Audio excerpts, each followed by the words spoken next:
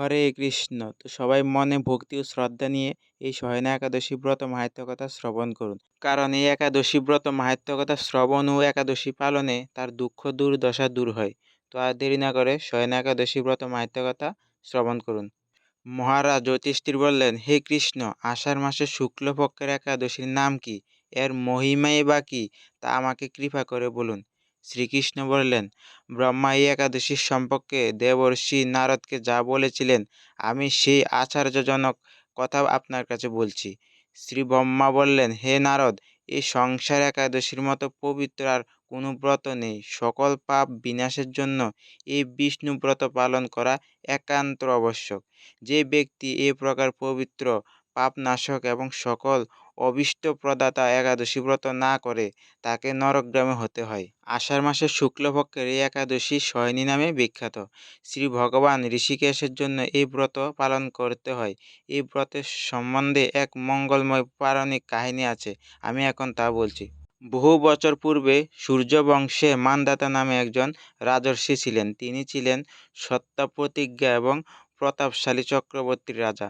প্রজাদেরকে তিনি নিজের সন্তানের মতো প্রতিপালন করতেন। সেই রাজ্যে কোনো রকম দুঃখ, রোগ, ব্যাধি, দুর্ভিক্ষ, আতঙ্ক, খাদ্যাভাব অথবা কোনো অন্যায় আচরণ ছিল না।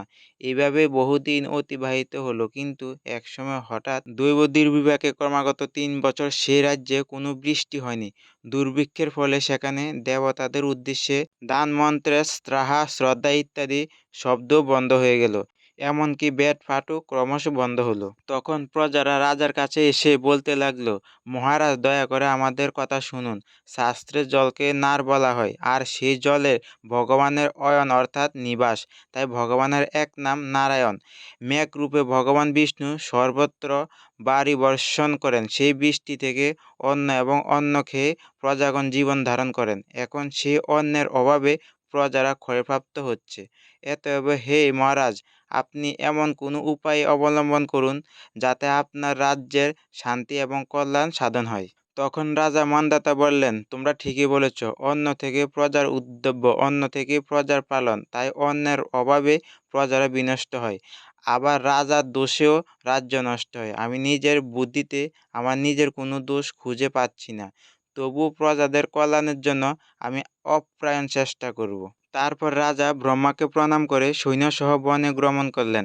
সেখানে প্রধান প্রধান ঋষিদের আশ্রমে ভ্রমণ করলেন।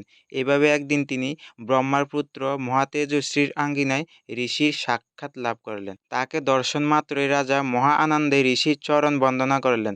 রাজা তখন তার বনে আগমনের কারণ সবিস্তারে ঋষির কাছে জানালেন। ঋষির আঙ্গিনায় কিছু সময় ধ্যানস্থ থাকার পর বলতে লাগলেন, হে রাজন, এই সত্যযুগ, এই যুগে সকল লোক বেদপরায়ণ এবং ব্রাহ্মণ ছাড়া অন্য কেউ তপস্যা করে না। এই নিয়ম থাকা সত্ত্বেও এক শূদ্রও রাজ্য তপস্যা করেছে। তার এই অকার্যের জন্যই রাজ্যের এই দুর্দশা। তাই তাকে হত্যা করলে সকল দোষ দূর হবে। তখন রাজা বললেন, হে মণিবর, তপস্যাকারী নিরপরাধ ব্যক্তিকে আমি কিভাবে বধ করব? আমার পক্ষে সহজ সাধ্য অন্য কোনো উপায় থাকলে আপনি তা দয়া করে আমাকে বলুন। তদুত্তরে মহর্ষি অঙ্গিরা বললেন, আপনি আষাঢ় মাসের শুক্লপক্ষের সয়নী নামে প্রসিদ্ধ একাদশী ব্রত পালন করুন। এই ব্রতের প্রভাবে নিশ্চয়ই রাজ্যে বৃষ্টি হবে। এই একাদশী সর্বসিদ্ধিদাত্রী এবং সর্ব উপদ্রব্য নাশকারিণী। হে রাজন, প্রজা ও পরিবারবর্গ সহ আপনি এই ব্রত পালন করুন। মণিবরের কথা শুনে রাজা নিজের প্রাসাদে ফিরে এলেন। আষাঢ় মাস উপস্থিত হলে রাজ্যের সকল প্রজা রাজার সাথে এই একাদশী ব্রতের অনুষ্ঠান করলেন। ব্রতের প্রভাবে প্রচুর বৃষ্টিপাত হলো।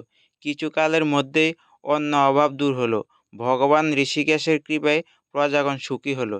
এই কারণে সুখ ও মুক্তি প্রদানকারী এই উত্তম ব্রত পালন করা সকলের অবশ্যই কর্তব্য।